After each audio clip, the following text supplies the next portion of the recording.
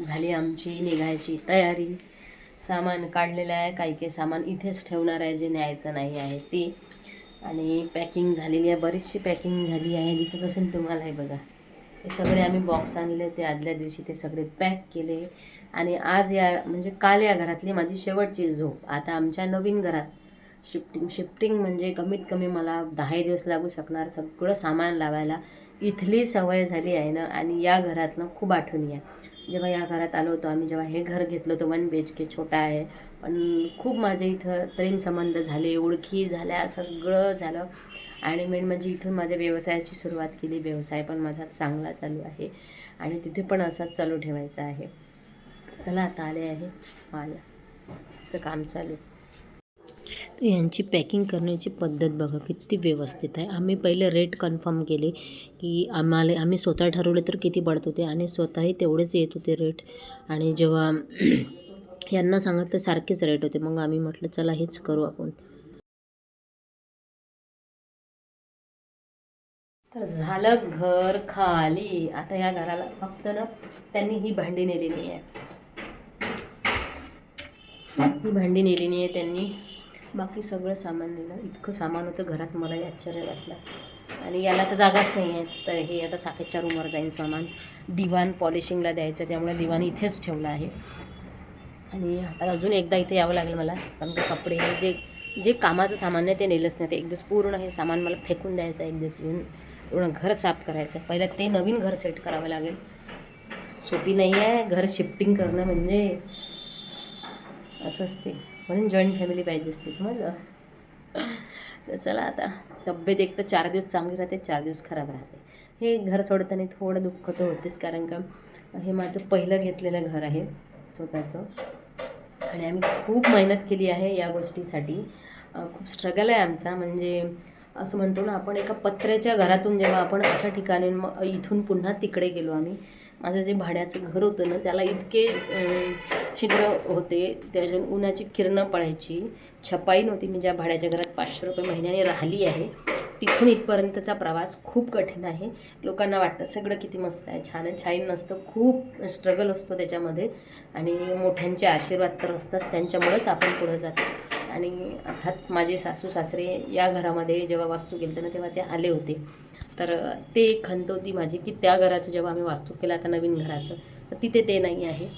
असो, मोठे आहेत घरात माझ्या नंदा वगैरे सगळं, पण थोडं मिस झालं मला. आजही घर सोडताना माझ्या प्रत्येक सुखदुःखात मला त्यांची आठवण येते की किंवा, कारण त्यांचा आशीर्वादामुळेच आम्ही इथंपर्यंत आलो. त्यांनी नेहमीच, त्यांना कोणत्याही वडिलाला आपल्या मुलाची प्रगतीच बघायची असते, आणि ही प्रगती बघायला ते नव्हते, त्याच्यामुळे थोडं खंत वाटत होतं. पण घरातले मोठे सगळे होते, त्याच्यामुळे ते तरी मनाला, आपण जेव्हा प्रगती करतो ना, काही लोकांना आवडतं, काही लोकांना नाही आवडत. ही तेवढीच खरी गोष्ट आहे.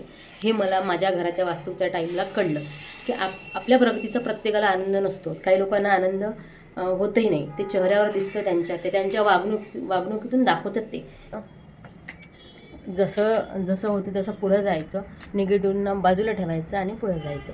माझ्या आयुष्यातलं सगळ्यात मोठं माझ्यासाठी स्वप्न होतं. मी यांना नेहमी हसी मजाकीत म्हणायची की मी मरायच्या आधी माझं 2 BHK फ्लॅट तरी झाला पाहिजे हो, हसी मजाकीत म्हणायची अशी.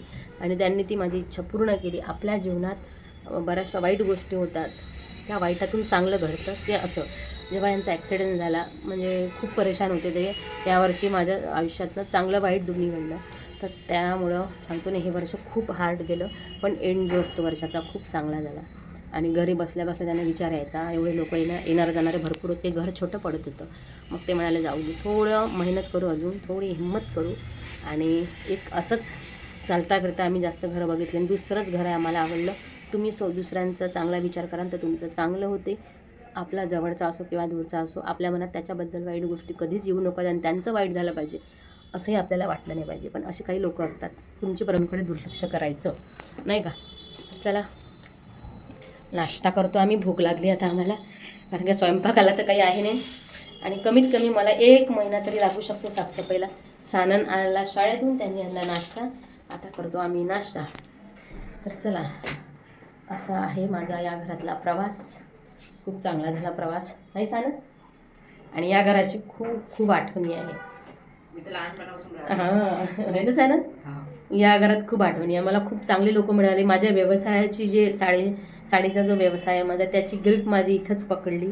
मी कुठेही माझे कस्टमर जे रेग्युलर आहेत ते कुठेही असले तरी येतात, तिथेही येणार.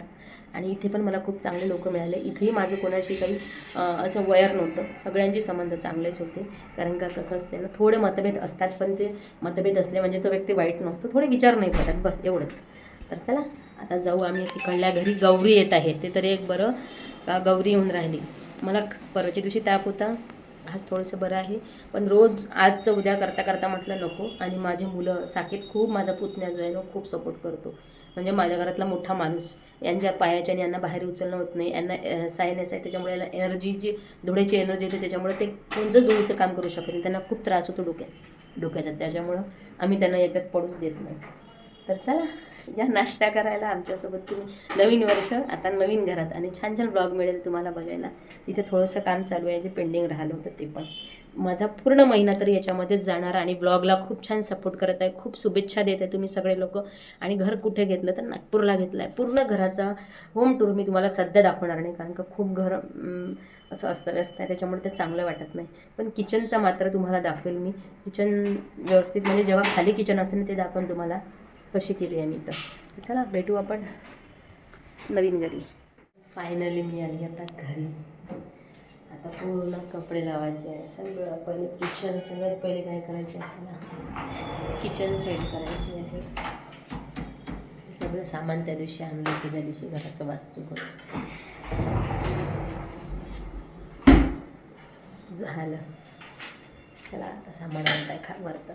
आम्ही सामानवाले बोलावले होते ना पॅकिंगसाठी. अशी पॅकिंग करतात ते बघा, हे अशी पॅकिंग असते. आणि प्रत्येक रूमचं सामान, बेडरूमचं सामान असं लिहिलं राहते, या बेडरूमचं आहे, किचनचं आहे असं लिहिलं राहते. मस्त पॅकिंग करतात ते बघा. याच्या शेगडी किती मस्त पॅक केली आहे, काहीच नुकसान होत नाही, फुटत नाही. फ्रीज हवा दाखवते तुम्हाला बघा, किचनचे भांडे याच्यात आहे, त्यांनी बरोबर पॅकिंग करून दिलं आहे. आणि हा आता किचन लावणं चालू, थोडं थोडं थोडं थोडं चालू आहे. त्याचं गौरीचं काम आहे. हे बघा कसा पसार आहे.